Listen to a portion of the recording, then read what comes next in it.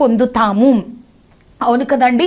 క్రియల వలన, మనం చేసే పనుల వలన నీతిమంతులమని తీర్పు పొందుతాం.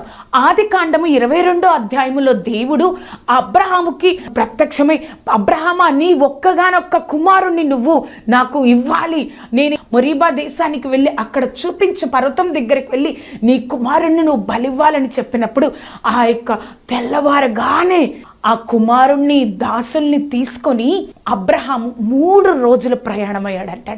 ఆ 3 రోజులు కూడా తనున్న స్థలం నుంచి ఆ మొరీబా ఆ ప్రాంతానికి 3 రోజుల ప్రయాణమైనప్పుడు 3 రోజులు కూడా అబ్రహాము ఆ ఇస్సాకుకు కానీ ఆ దాసులకు కానీ ఏ మాట కూడా మాట్లాడలేదంట.